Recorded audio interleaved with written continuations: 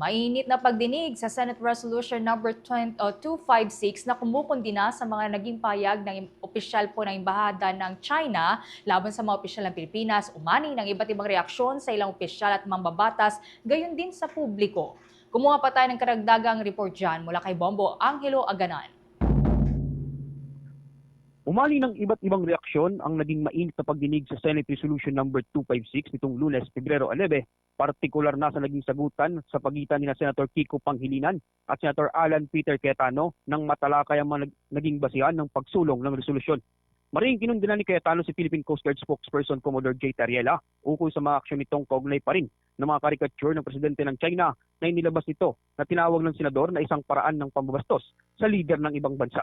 Kaugnay niyan, pakinggan natin ang mga naging pahayag ni Senator Alan Peter Cayetano. That's why I'm clarifying. Official ba to? Hindi ba napakahirap sabihin ng hindi official yan? Kasi ang kasunod lang simple nun, huwag siya mag-uniforme at huwag siyang magpapakilala during that event na spokesman siya. Di ba?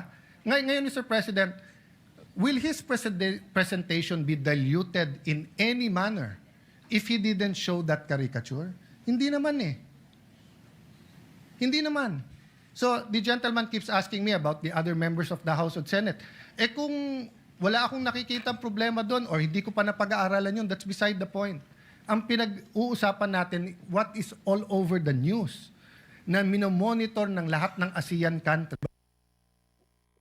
Question naman ni Commodore J. Tariela ang pag-aatake sa kanya ni Cayetano sa Senado.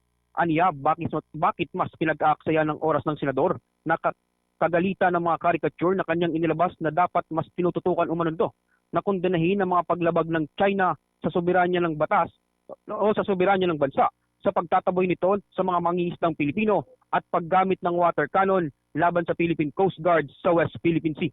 Question din ng opisyal si Cayetano kung kailan ito huling tumindig para sa bansa laban sa mga maling aksyon ng China sa West Philippine Sea.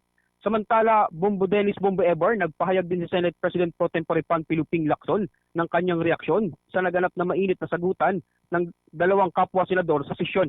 Ayon kay Lacson, masakit umanong masaksihan ang mainit na debate sa plenaryo ukol sa issue ng territorial integrity at iba pang usapin na kinasasangkutan ng ibang bansa at Pilipinas. Aniya, napakahirap isipin na maaari itong mangyari sa Senado ng Estados Unidos o kahit saan mang parlamento sa mundo. Samantala, matapos din ang tuluyang ipasa ng Senado ang Senate Resolution number 256, umani din ito ng iba't ibang reaksyon mula sa publiko. Marami ang nasiyahan sa naging desisyong pagpasa ng resolusyon at pumuri sa mga mambabatas na sumusulong sa soberanya ng bansa. Batay sa komento ng mga mamamayan sa post ng Bombo Radio Philippines, pinuri ang ilang mga mambabatas na patuloy na nagtatanggol sa soberanya ng bansa, partikular na sa West Philippine Sea. Gayunman, kung marami ang nasiyahan ay ilan naman ang nangangamba na ang pagpasa sa nasabing resolusyon ay maging dahilan lamang ng lumalapa ang tensyon sa pagitan ng Pilipinas at China. At yan ang ulat mula dito sa Senado. Ito si Bombo Angelo Aganan and this is Bombo Radio Philippines, the #1 and most trusted source of news and information. Basta Radio, Bombo!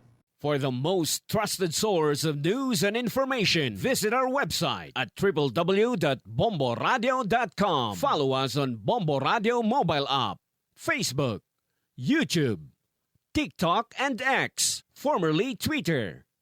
Like, share, and stay connected. Anytime, anywhere.